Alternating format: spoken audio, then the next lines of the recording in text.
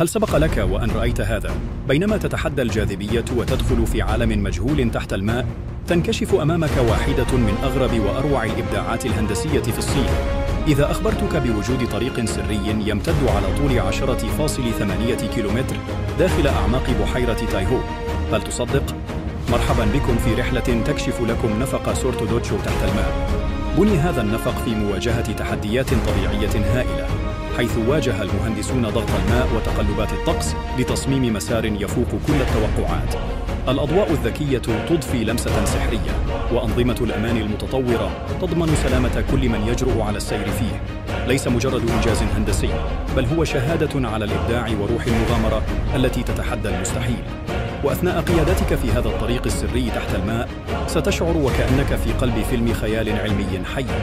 شاركنا رأيك، هل أنت مستعد لاكتشاف هذا السر الغامض؟ اترك تعليقك وأفكارك أدناه.